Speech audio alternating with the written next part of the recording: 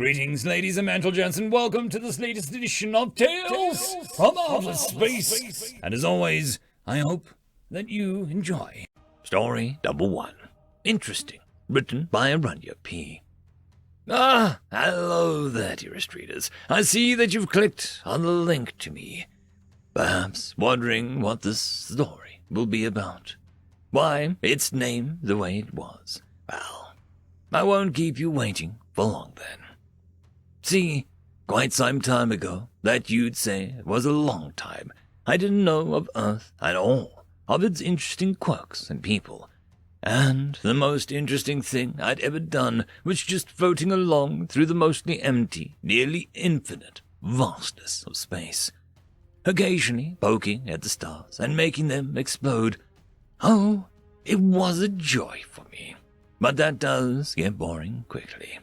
Fortunately for my non-existent sanity, I found something that is quite, interesting, you see.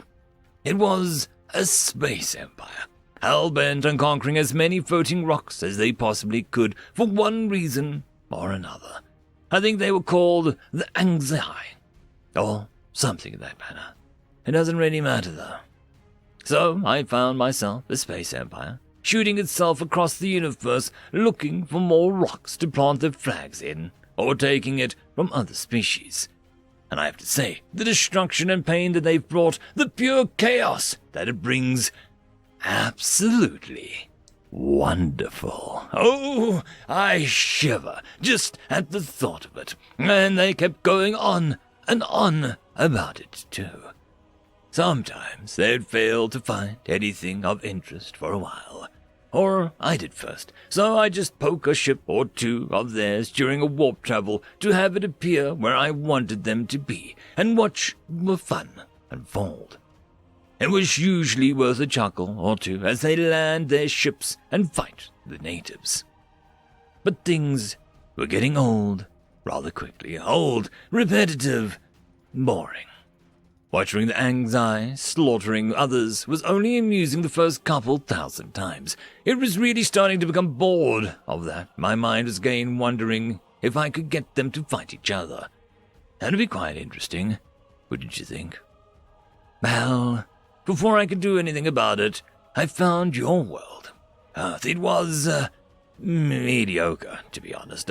No offense, of course. And then I found your people, the humans. And you were the most boring-looking things that I'd ever laid my eyes on. Surely, you couldn't possibly have anything interesting for me. But I am not one to waste, so I poked a couple of HFY ships during warp over the planet's orbit. Perhaps I'll get a chuckle out of the destruction of your species, I thought. The HFY, in their boring, repetitive, and expected ways, landed the ship upon seeing this new world. They saw its natives and, like me at first, thought you weak. They'd march out and burn every building in their way, putting up their flags and generally conquering things all around. It had yet to get interesting, and even as I watched, I couldn't help but feel bored. You see, a thing gets its head chopped off by a power axe 100,000 times. You saw it all. On the third day, I was about to leave. Nothing interesting seemed to be coming out of this world until the HFY camp was awoken by the strange bellowing sound. They came out to see what it was and was met with the human army. This caught me right before I left, and I chose to at least watch your futile attempts in protecting your world. It was usually the most fun part, after all. The HFY formed their companies. They shouted their war cries and readied their power armors. Then their shouts of excitement died in their throats when the very sky turned red. Weapons that streaked across the blue sky in a trail of fire rained down upon their column with horrifying results. I could taste the delicious chaos wafting from their ranks as confusion broke out. Their ears were ringing. Their cries of war were replaced by mewlings of a wounded and cries of pain. Then the second barrage came. The HFY's column, thought indestructible, was devastated. Oh, they tried to gather themselves together admirably, but it was no use, because you see, moments after the third barrage had crushed them into the ground, the human war machine crashed into them. The air was filled with that delicious sound of metal crunching against flesh and bone, with the pained, panicked cries of the invaders who thought themselves indomitable, their worlds crushed beyond recognition. And the best of all, the sweet, delicious chaos that it all causes. More intense than any other that I've ever experienced. Just when I thought it was all over, the human infantry charged. They charged right into the staggering invaders, these weak-looking, puny-looking humans crashing into beings larger than them, more naturally evolved for combat than them, with nothing but weapons and armor that they'd made for themselves. I knew I was wrong about humanity then, as the last whimper of the dying Angzi was cut short, and I knew I had found my new favorite. The next thing I needed to do was make a friend out of the leader, of course. So I went to the leader of these amazing warriors, and after they tried and failed to kill me, we sat down and had a chat over some tea. I must say, my first human friend was wonderfully interesting man, fascinating beyond belief, and with a very curious sense of humor. Such an interesting man he was, that Julius Caesar. End of story. Story number 2. System of the Primates, written by Indie Kid 1011. Seval winced as consciousness returned to him. The memory of the pirate attack caused him to jolt up. Only he couldn't tell what ship he was on, but he knew somehow that it wasn't the pirate's ship. He came up with his hands on knees and took a quick scan of the surrounding area. It appeared to be a cargo hold or a scavenger bay. He hoped it was the former, as scavengers always expected payment for rescuing anyone. When a bulkhead opened, he held his reservations about any species that it could be, but was shocked to see that it was not one but 3 races that he hadn't seen before. The first to come through was the shortest of the 3, being almost waist-height on the second alien. Unlike the others, based on its slender appearance, the third one was taller than the slender one, but it was reasonably close. The significant difference was that the facial features were proportioned vastly different. The slender one seemed to admonish the other 2 upon seeing me. The language wasn't one I recognized, but the translator in my ear did. "He's injured, and you didn't take him to the medbay." "He could be dangerous," the short one answered. "You can disarm him. The beds contain restraints, and I'd be surprised if he'd put much of a fight against the 4 on-site guards in the medbay."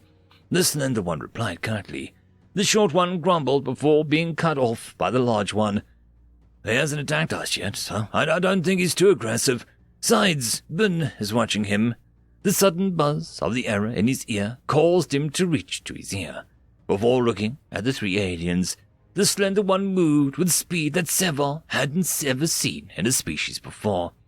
"Apologies for my fellows' rough treatment of you. They are a little overprotective of the occupants of the ship," it said as it reached Seval's side and helped him to his feet.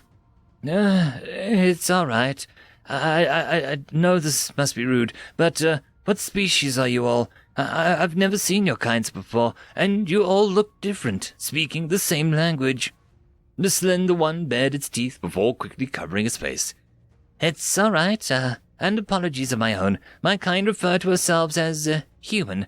I'm called William, and we bare our teeth to express positive emotions. We call it smiling. I'm aware most others dislike that expression, but it is ingrained with us genetically. This one here," the human William gestured towards the shortest, who nodded in kind before speaking. "My kind calls itself the Kantai, and I am referred to as Shrunk. Their kind let us name ourselves. They used to call us chimpanzees." The Kantai Shrunk pointed at William before pointing to the last one, who spoke as if on cue. My kind uses the human word for what we were before we came sapient. We are gorillas. I am Yonto. I was struck with awe. One species uplifted two others and worked with them in tandem. You must be very advanced to uplift two species from their cradle worlds. I was interrupted by a whooping of noise from behind where I noticed a fourth species similar to the Kantai, but with a discoid face and orange hair.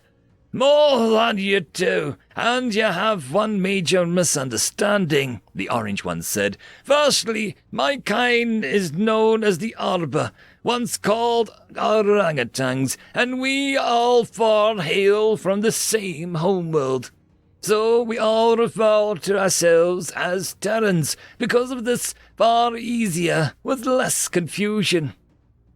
One homeworld, with multiple sentient species. How's that possible? I began to suspect that I was in fact hallucinating while dying aboard either my vessel or the pirate vessel. Well, the answer is simple, to us at least, the Orbis said, biting into a fruit that it had on its person. Terra is a planet of the apes. End of story. The algorithm reckons you should be watching this video next, and I recommend that you should be always watching my video. So, click with energy! And yes, clicking that does help the channel. Thank you very much. I would just quickly like to give thanks to our Tier 5 members. Elithia, Barky, Feudicual, Meridian117, Cam Maxwell, Caspar Arnholtz, Albard and Gusta, Savage Patch Papa, and Lord Azrakal.